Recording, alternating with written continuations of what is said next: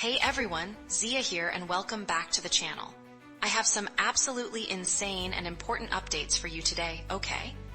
Let's jump right into it. Squad, you will not believe this. Ladakh, a region showered with unprecedented development and progress, has erupted in violent protests claiming 4 lives. How can this be? What's the real story hidden beneath the surface, challenging the official narrative? Government officials are scratching their heads, calling it ironical. They're pointing to massive investments, saying Ladakh has seen incredible growth. Look at this, squad. On screen we see the development boom, and it outlines how connectivity has exploded. They claim unprecedented infrastructure, from mobile towers to world's highest tunnels. And the numbers are just staggering. Education, tourism, livelihoods, they say everything has flourished.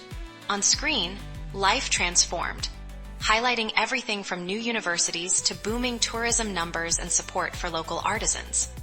But here's the wild part. If everything is so great and life transformed, then why are people still risking everything to protest?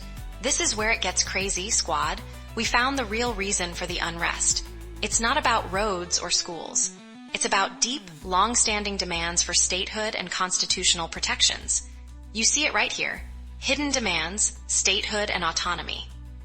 Local bodies like the Apex Body and Kargil Democratic Alliance have been pushing for years for constitutional safeguards.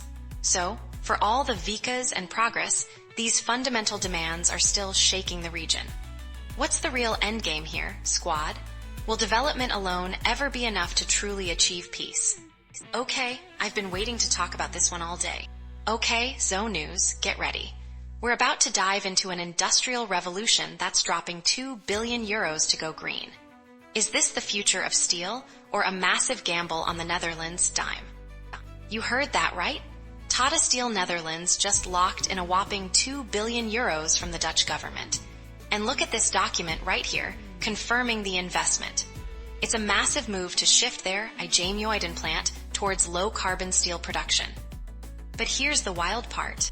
This isn't their first rodeo. When you see the screen on the left, remember the £500 million UK grant for their Port Talbot green steel project. Now, on the right, look at the future. New direct reduced iron plants and electric arc furnaces are set to slash emissions by 5.4 million tons. And the implications are just mind-blowing. But it's not all smooth sailing. When you see this dramatic image, notice the headline about the Dutch elections. This deal is non-binding, and its final form hinges on the new government. Plus, they're still chasing another 0.3 billion euros from the EU Innovation Fund. This massive investment shows serious commitment to a sustainable future. But with political winds shifting and more funding still needed, the path is anything but clear.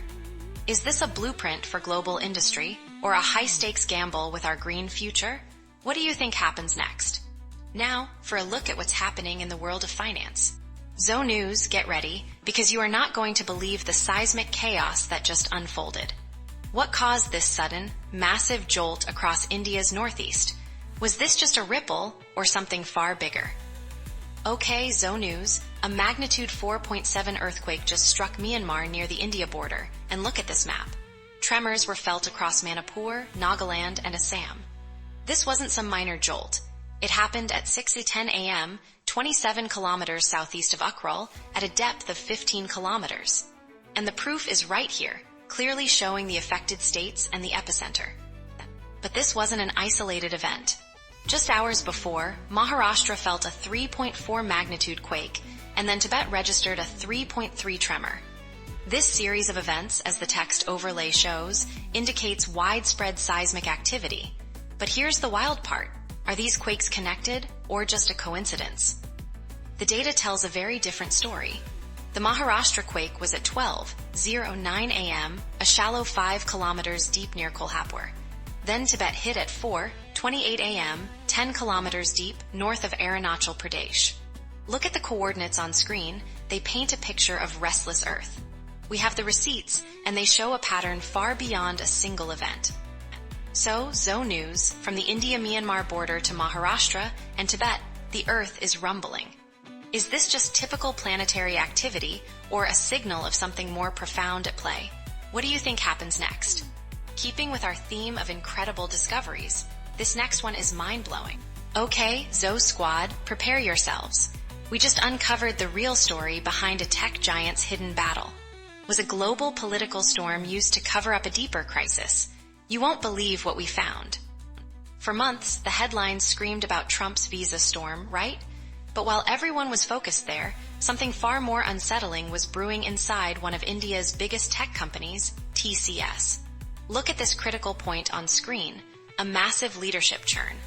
2 AI bosses in just over 2 years. And that's not all. Their entire AI business got overhauled 3 times. But here's the shocking twist. It seems they are truly struggling to grasp the new AI operating model.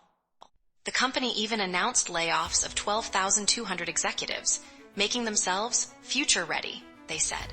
But experts like Peter Bender-Samuel are raising serious concerns, as we see right here, stating TCS isn't grasping how to drive this new AI operating model. Remember, the Indian AI market is a $17 billion opportunity by FY27.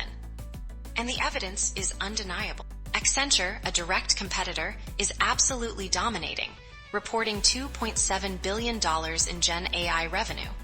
That's a 3-fold jump. This isn't just about leadership changes, Zoe Squad. The data tells a very different story.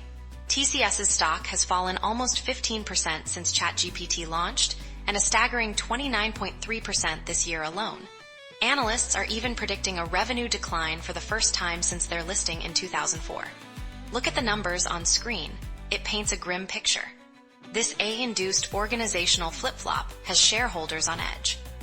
While Accenture flaunts its 77,000 AI and data professionals and thousands of projects, TCS is still struggling to even clearly call out revenue from Gen AI. The market conditions haven't changed, but leadership in AI is making all the difference. Is TCS heading for a massive disruption, or can they still catch up in this race to the future? Alright, that's all for today. Don't forget to hit that button. It really helps the channel out. Thanks for watching, and I will see you in the next Zoe News.